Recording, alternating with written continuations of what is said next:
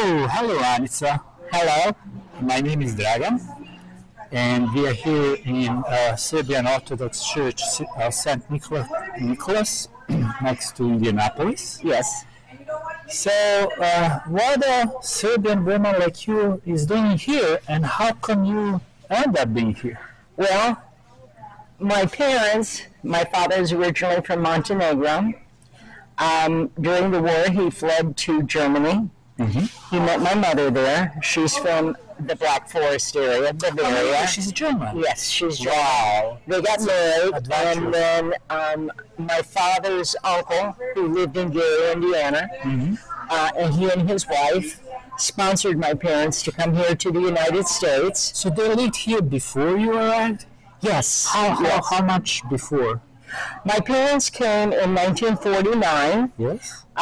They moved originally to East Chicago, Indiana, and then went to Gary, Indiana, where they stayed for 1949 through 1980. And then they moved here to Indianapolis. Your uncle, you said your uncle was here before. Yes, he came in the mid, I'm going to say, I'm not for sure, but I think it was approximately like 1915 or something he came. Oh, right. He was one of the few, he was a relative, actually my grandmother's brother is who he was. Oh, so he was from Germany. No. He came from Montenegro as well, too. Yeah. Yes, so it's Serbian. Yes, he was Serbian. And then they he and his wife sponsored my mother and father to come here to the United States. Okay. They had to guarantee that they had a place to live and that my father was going to get a job, which he did when they started here. Right. So that's when. So that was in 1949. And then? And then in 1951 I was born. Oh, there you go. And then I was born in here. Yes, just like that. And we all belonged to St. Sava Church in Gary. My brother was born in 1955, and we spent all of our young years and high school years, and I went to college there in Gary, and then in 1980, my father had a furniture store and expanded it, and that's how we ended up in Indianapolis in 1980. So, when did you start to learn one or the other language? Did you learn it at the same time? Both. I actually, growing up, I learned how to speak Serbian and German and English, of course. Oh, wow. Because that's all my friends were, too. We lived in a neighborhood at that time that was very culturally diverse and ethnic. So you could walk out our front door and hear at least 6 or 8 different languages being spoken. Polish being one of them. That's Czechoslovakian, Russian, Serbian, German, Spanish, all over. It was wonderful. It was wonderful growing up there.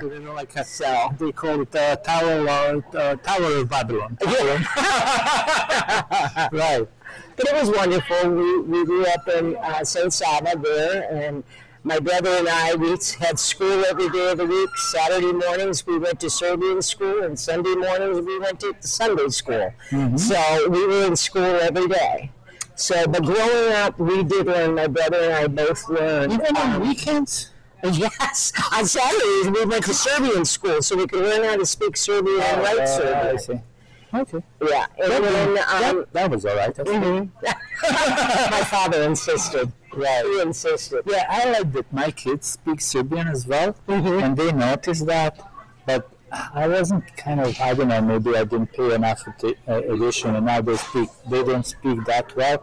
I mean, it really is their interest. The thing is that reading the book really helps, but this is the age, not book's age. That's right. Yeah, so, please, I'm kind of interrupting you. That's all right. I sang in the church choir.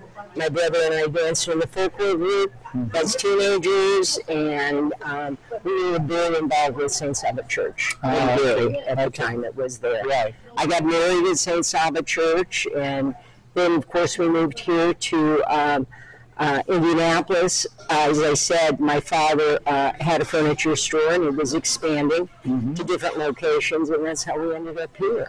And then when we moved here, my father became involved in St. Nicholas Church, and he was past president of St. Nicholas for many years, and I sang in the choir here too. So Great. it was wonderful. I like to be wonderful. singing. The only problem is that people who are listening, they don't like to listen what I'm singing. Well, I'm not saying I don't read music, and I'm not saying I have the best voice in the world, but I love singing in church. But we grew up speaking German and Serbian, predominantly Serbian, because we went to the Serbian church. Unfortunately, I've lost a lot of my Serbian. I don't remember. I understand much more than I can speak. Ja vas onda pitam nešto na srpskom. Recite mi nekoliko nešto na Oh, srpskom. now you're going to really put me on the spot, aren't you? Ajde. Da pričam srpski. Pričaj srpski, tako je. Šta da pričam? Pa nastavi. Kad moj brat počeo školu Da. u kindergartenu, nije pričao engleski nikako, samo German i srpski. Da. I učiteljica kaže moja mama da on ide kući, on ne priča engleski. I mama mi rekla da ona je, moja mama je, how do you say taught? You could use it.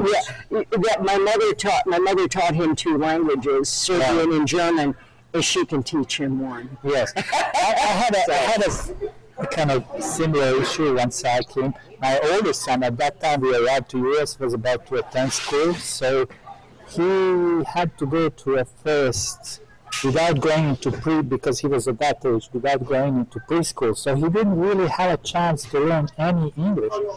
But at that time, and that was in Florida, they had so-called something for classes who do not speak English, but they are oriented toward Spanish. The majority of people who don't speak English, especially in Florida, are Spanish speakers.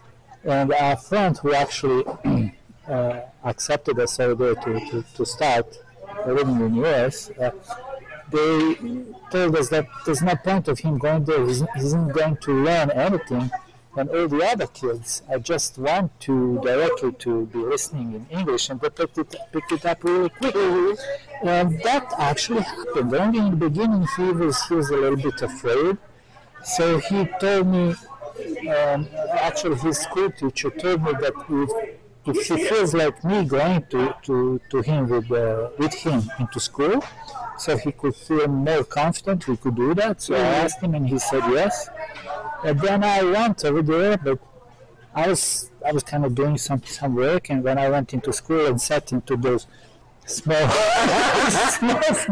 chairs next to a radiator, I kind of leaned onto a radiator and said,